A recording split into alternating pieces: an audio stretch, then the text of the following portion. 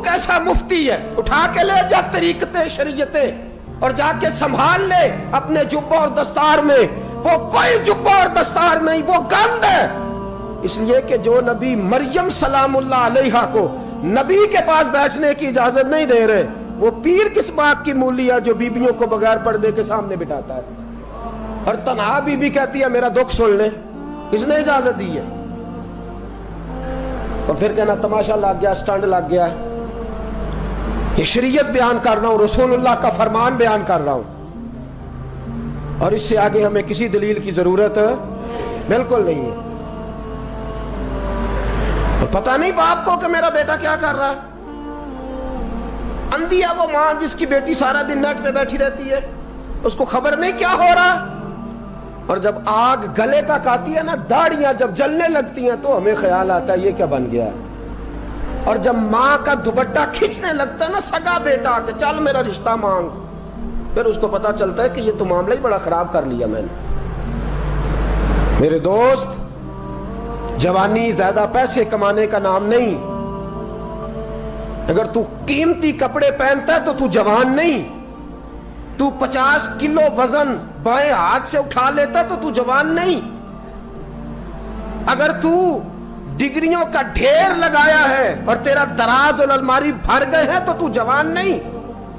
اور اگر تو نے اپنے خاندان اور معاشرے میں اونچا افسر بن کے نام کما لیا تو جوان نہیں. جوان اس کو کہتے ہیں جس کی جوانی پاکیزہ ہوتی ہے.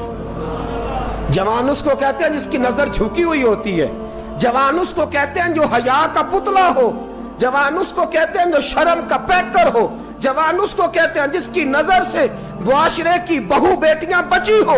جوان وہ ہوتا ہے، جوان بھی ہو پاکیزہ بھی ہو.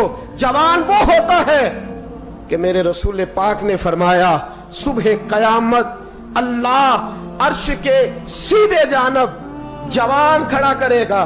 30 سال کا جوان، چڑھتی جوانی، خوبصورت آنکھیں، روشن چہرہ، اس کا وجود طاقت والا. نبی آگے بڑھ کے پوچھیں گے یا اللہ یہ کون ہے جو تیرے دائیں جانب کھڑا ہے؟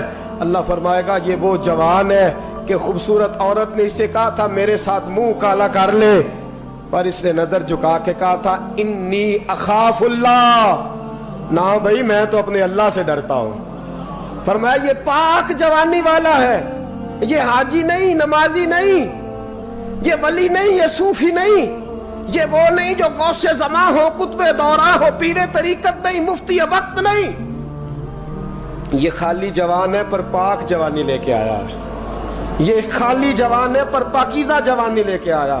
یہ خالی جوان ہے پر اس کی نظروں میں حیا بڑی ہے. یہ پاک، یہ کیا تماشا لگ گیا عشق کا چکر. اور آج جتنی مصیبتیں کھڑی ہوئی ہیں اس عشق مجازی کے روگ نے کھڑی کر دی ہیں. ہر جوان، ہمارا ایک بچہ تھوڑے دن پہلے اس علاقے کا محمد طیب نام کا شہید ہو گیا. وہ ایک کونے میں رہنے والا، ایک محلے میں ایک چھوٹے سے کونے میں رہنے والا بچہ تھا نا. میرے ساتھ دوست موجود ہیں. صبح سے لے کر ساری رات میں افسوس کرتا رہا میں جنازے میں کیوں نہیں گیا، میں جنازے میں کیوں نہیں گیا. وہ بچہ پاک فوج کا وہ شہادت اختیار کر گیا تو فخر سے سر بلند کر گیا اپنا.